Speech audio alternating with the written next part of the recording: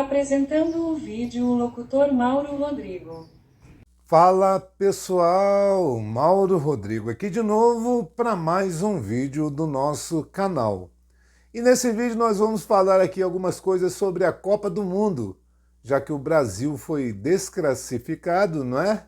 Para variar. E nós temos algumas informações para passar para vocês.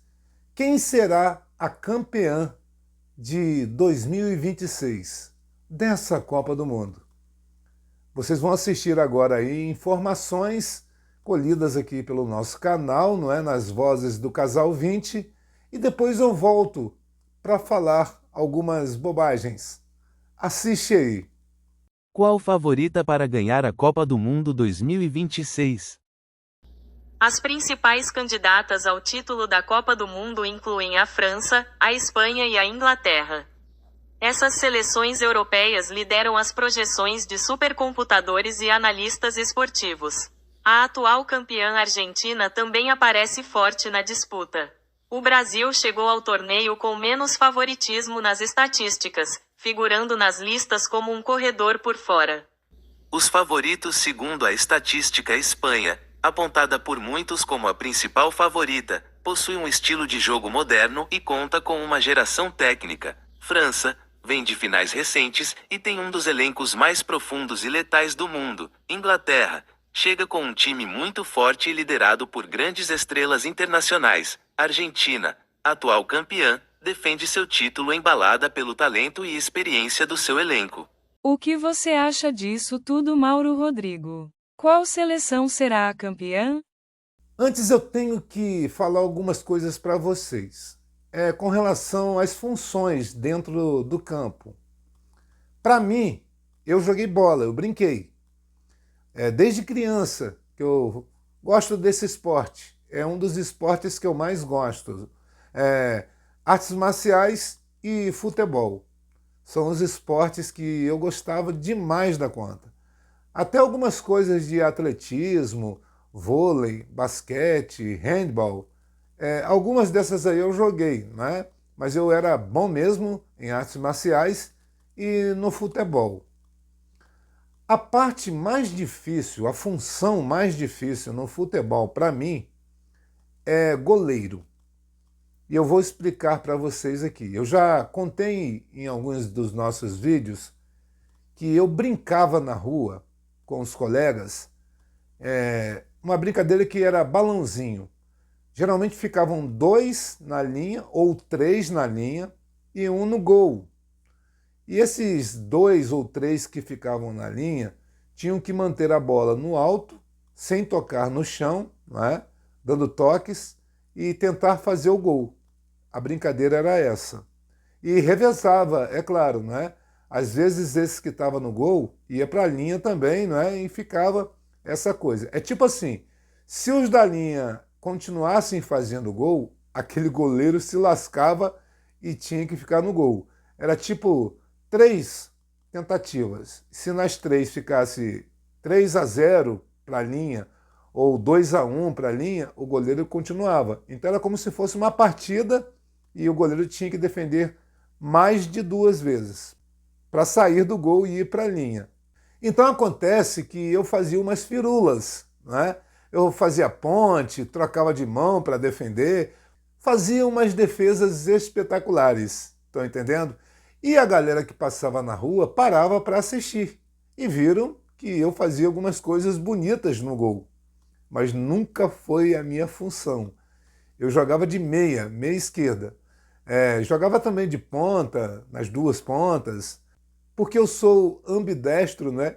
Então eu tinha mais qualidade no ataque, apesar de que brinquei em várias outras funções, não é? Por exemplo, quando o adversário tinha um jogador que era muito craque e eu via que o meu time estava levando um sarrafo do cara, eu saía da minha posição, que era meia, e ia marcar esse cara para fazer com que ele nem tocasse na bola, se é que vocês me entendem, não é? Eu ia dificultar a situação dele. E o que eu fazia como meia, eu fazia de qualquer posição, que a minha função era tocar para meus parceiros ou colocar eles de cara para o gol, para fazer o gol. Era isso que eu fazia. Assistência, não é? E quando eu fazia assistência e os caras perdiam gol, aí eu começava a fazer gol. Por isso que eu tinha muitos gols, né? A minha média de gol era 7, 8, 9 gols por partida. Não estou brincando não, estou falando sério.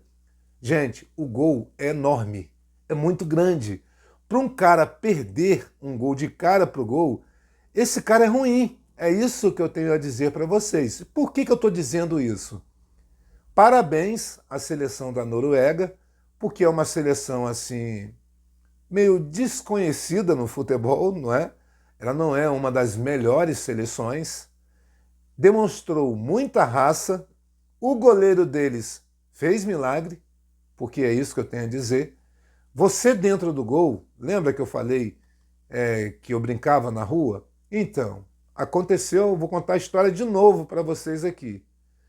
Tinha um campeonato na minha localidade que era festa comemorativa e tal, e a final seria num domingo, se eu não me engano, e vieram aqui em casa me chamar, porque o goleiro titular estava contundido, ele tinha se machucado na última partida e não se recuperou, e o goleiro reserva, que ia defender esse título, era a partida final, de nervoso deu uma caganeira no cara. Eu já contei essa história aqui. Vieram desesperados aqui na minha casa me chamar. Eu falei, gente, eu não sou goleiro, eu sou meia. E também eu não tenho idade. Na verdade, eu tinha 2 anos a mais do que eles. Aí eles falaram, não, a gente pode ter um mais velho no nosso elenco. E a gente está sem goleiro, quebra esse galho. Aí vai eu lá. Nossa! Quando eu cheguei lá, eu olhei assim, eu falei, nossa, o gol é muito grande. Gente, o gol é imenso. Eu fiquei dentro, parecia uma formiga, de tão largo que era o gol. Cara, é muito difícil essa posição de goleiro, cara. E eu defendendo, eu defendia com os pés, eu jogava meio como um líbero, ali na frente, ali, os zagueiros não tão bons, o outro time atacando direto e o meu time não atacava. Eu comecei a fazer lançamento do gol.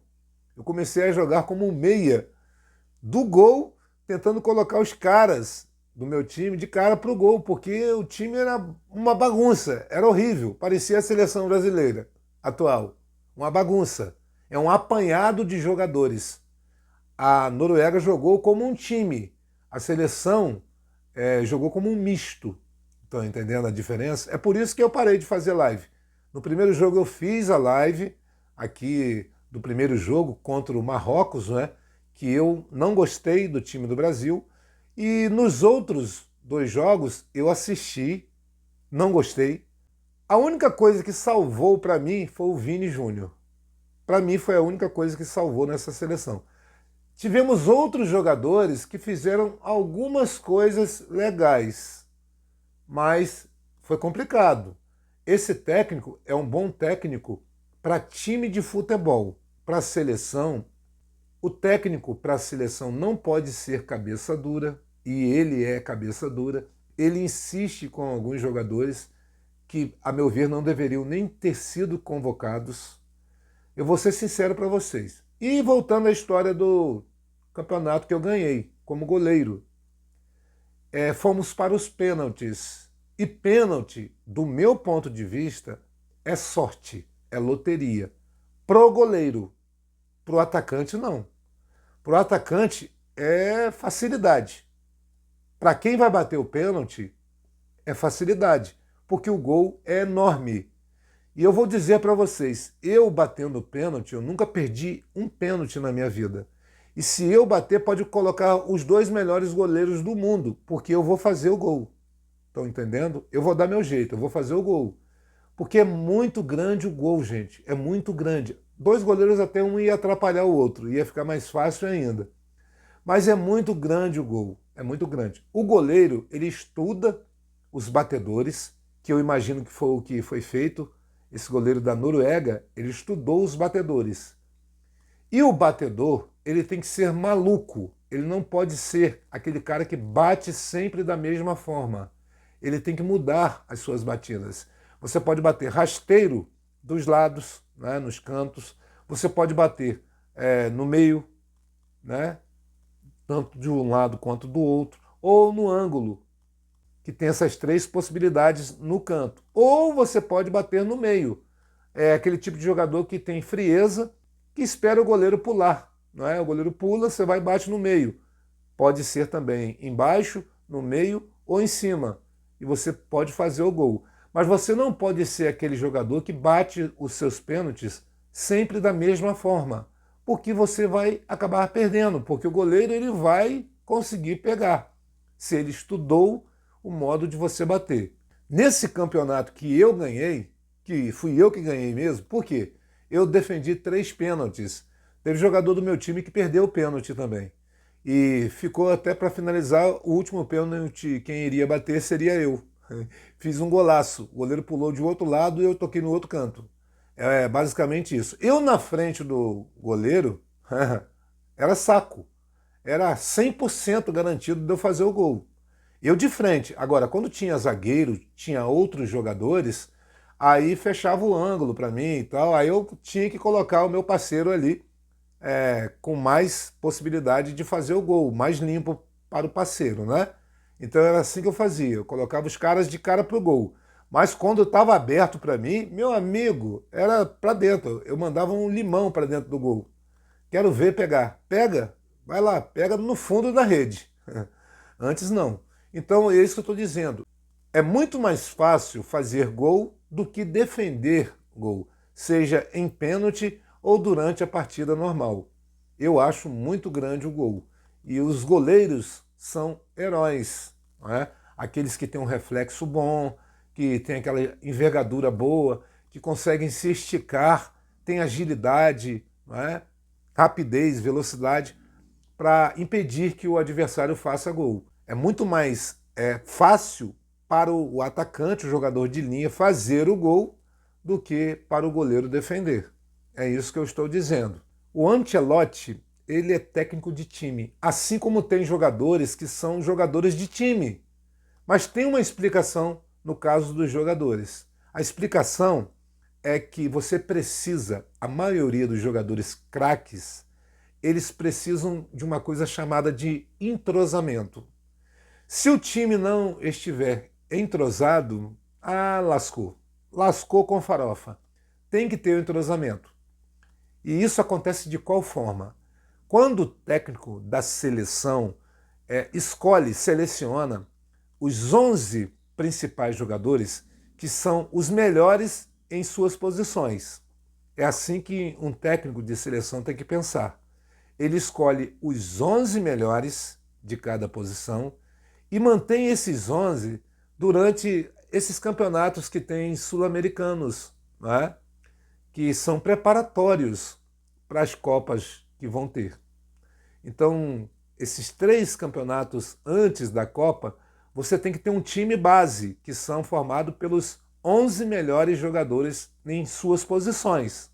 As outras vagas desse time, dessa seleção, você tem que observar os jogadores que estão jogando com melhor qualidade nos seus campeonatos, aqueles que estão aparecendo mais, e você ali vai fazendo uma peneira desses jogadores. Mas aqueles 11 lá, principais, estão sempre jogando junto. Estão entendendo o que eu estou falando? Aí você vai organizar assim. Aí vai acabar você encontrando os segundo melhores jogadores de cada posição. Estão entendendo? Aí você já vai, nesses 3 anos, já organizando quem são esses jogadores que vão ser os titulares e os reservas. E tem aqueles jogadores que correm por fora. Estão entendendo? E sempre você tem que escolher aqueles jogadores que se sobressaem jogando em seus times. E em todas as posições você tem que ter essas peças. E eu não vi isso na seleção. Eu vejo jogadores que são estrelas ou estrelinhas ou que se acham, mas que faltam raça, comprometimento, carinho pela seleção. Eu vejo muitos jogadores com mais ligação com jogadores e times e seleções da Europa do que com o Brasil, com muita amizade com jogadores de outras seleções, parece que perde aquela coisa da pátria. Estão entendendo? Eu percebo muito isso nos dias de hoje. Eu vejo jogadores emocionados, chorando. Eu até entendo, gente. É como o Neymar, que se emocionou, provavelmente por ser a última Copa dele, não é? Eu acho que deveriam ter dado mais oportunidade para ele, porque jogador mais experiente tem uma conduta diferente de jogadores que perdem pênalti, como foi perdido nesse jogo. Jogador, o Endrick, que perdeu um gol de cara, apesar de eu achar ele craque, eu acho o menino craque, mas eu achei que ele começou a querer decidir tudo. Ele não jogou em conjunto nessa partida.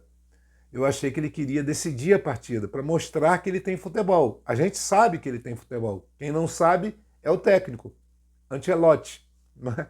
Ele que não sabe. Ele que preferiu outros. Não levou Pedro, não levou aquele João Gomes, que é um volante, para mim, melhor do que Casemiro. Volante tem que ter raça, tem que ter disposição. Existem posições no campo que tem que ter disposição e juventude. É o caso das laterais e das pontas. E é o caso da volância também. Você tem que ter disposição. Se você jogar com freio de mão puxado, o outro time vai se aproveitar. Estão entendendo o que eu estou falando? E eu já falei isso em outros vídeos falando de futebol. Quando você perde o meio, você perdeu a partida. O meio é a parte mais importante do time. E nesse campeonato, nessa Copa, eu não vi jogadores meias. Teve o Paquetá, que se machucou, não é? Mas eu não via uma quantidade necessária de meias, porque é obrigatório você ter meias, seja meia esquerda ou meia direita. Tem que ter, porque essa função é muito importante. É essa função que dá o equilíbrio necessário para o time, para você conseguir segurar a bola.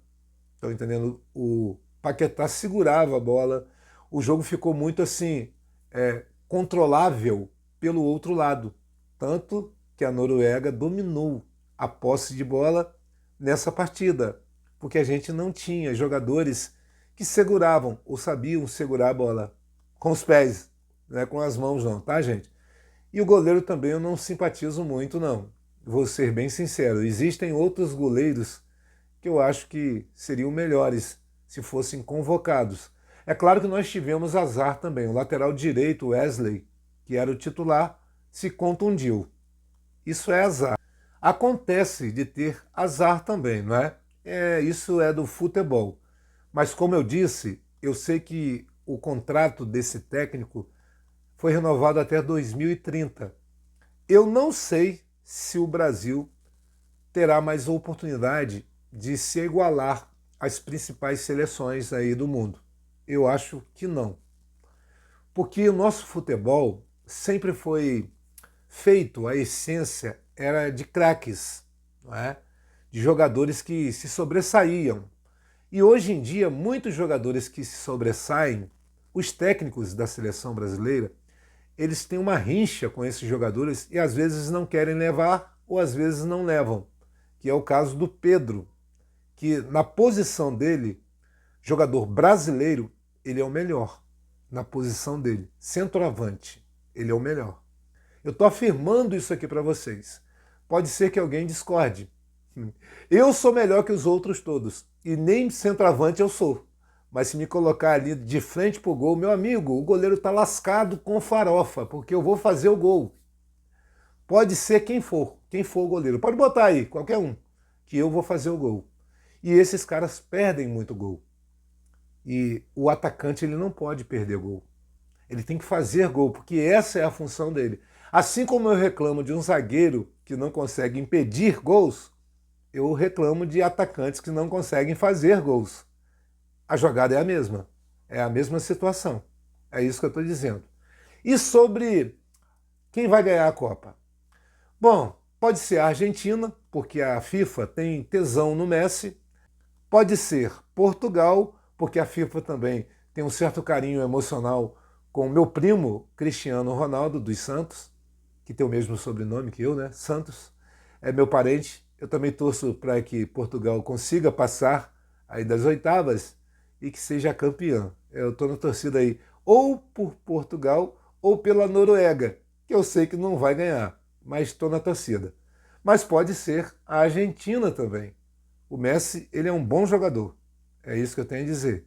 As outras seleções que foram citadas aí, Inglaterra, França e Espanha, pode ser a França, que é recentemente bem admirada pela FIFA, não é? Se é que vocês me entendem. Desde a Copa de 98, 2002, não é? Eu não sei, eu acho ela tem um certo carinho da FIFA. Pode ser a Inglaterra, que tem um futebol muito bonito, não é? E a Espanha também, que também são as três seleções, na verdade, com mais assim carinho, né? Da Europa, né? Da FIFA. São seleções amadas, digamos assim, se é que vocês me entendem. Eu não acredito mais no futebol brasileiro. O técnico, que do meu ponto de vista deveria ser o técnico da seleção brasileira, é o Jorge Jesus.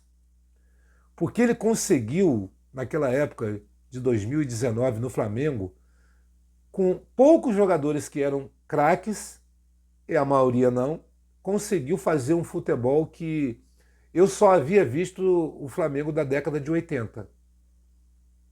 E ele conseguiu fazer isso. Depois de 2019, foi preparado o terreno para o Flamengo se tornar o time que é hoje, né? Mas o Jorge Jesus, a forma de jogar, seria perfeito para a seleção brasileira. Do meu ponto de vista, tá, gente? E mais uma vez, ser técnico de seleção é diferente de ser técnico de time. Time você tem entrosamento, porque todo dia você está em contato. Seleção não, você tem que pegar os melhores e que sejam adequados ao sistema que você vai colocar.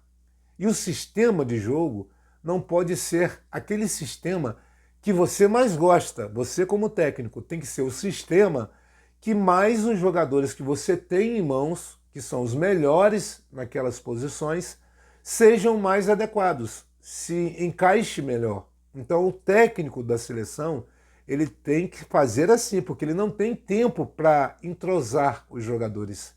Esse entrosamento vai ser espaçado, vai ser com os poucos jogos que terão dos campeonatos sul-americanos de seleções e também naqueles poucos amistosos que você tem durante essa temporada, ou pré-temporada antes das Copas. Estão entendendo? Então o técnico de seleção, ele tem que colocar os melhores que conseguirem também se adequar aos sistemas possíveis, que o técnico erra quando ele só tem um sistema de jogo. O técnico, ele tem que ter no mínimo 4 sistemas de jogos diferentes. Estão entendendo? Porque ele vai se adequar à partida de acordo com o adversário também. Se o sistema que ele colocou, que ele implementou, não está funcionando, ele tem que, com as peças que ele tem, conseguir mudar esse sistema. Então ele tem que ter no mínimo uns 4 sistemas de jogo diferentes.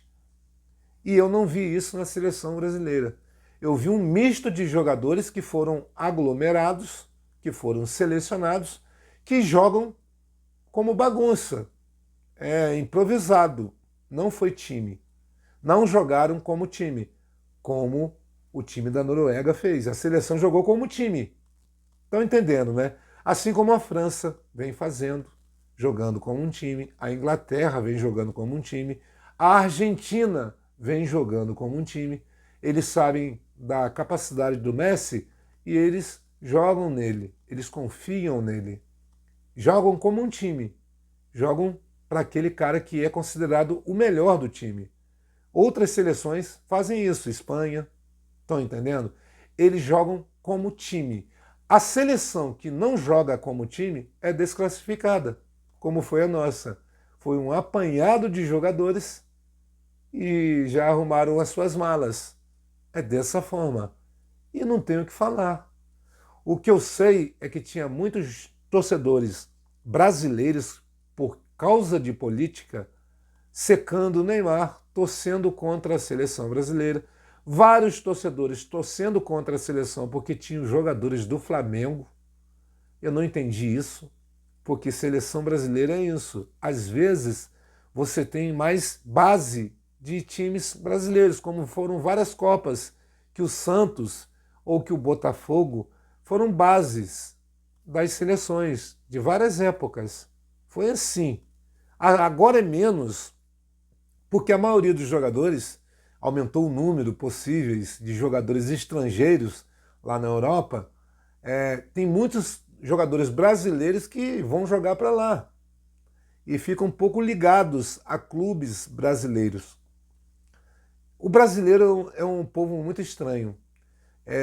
Parece que tem inveja do seu próprio povo e não gosta de torcer para o seu próprio povo. Quando você vê alguém conquistando alguma coisa, você vê que muitos brasileiros torcem contra. E isso é feio demais.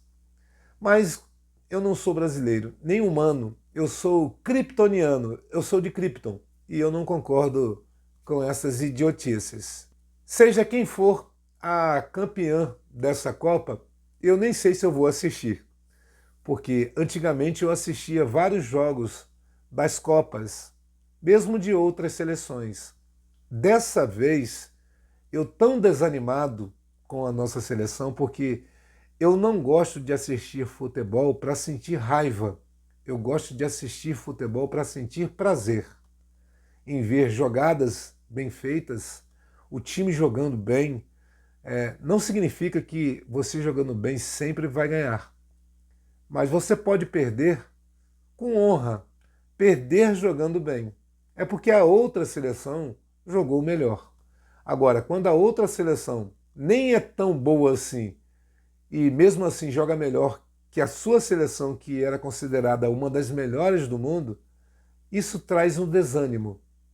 E isso tudo tem a ver com o técnico, com os nossos dirigentes, que não sabem nada de futebol, não sabem de ganhar dinheiro, é disso que sabem, é disso que entendem. E o futebol brasileiro está aos poucos morrendo. Isso começou há bastante tempo. Lembra do 7-1 para a Alemanha? Então, isso é culpa dos dirigentes e dos técnicos que eles escolhem, que, do meu ponto de vista, são ruins. Bom, pessoal, e esse foi o nosso vídeo de hoje. Espero que você tenha gostado ou não, tanto faz. Se puder, curta, compartilhe e inscreva-se para ajudar esse humilde canal, tá certo, gente? E até o próximo vídeo. Tchau, tchau.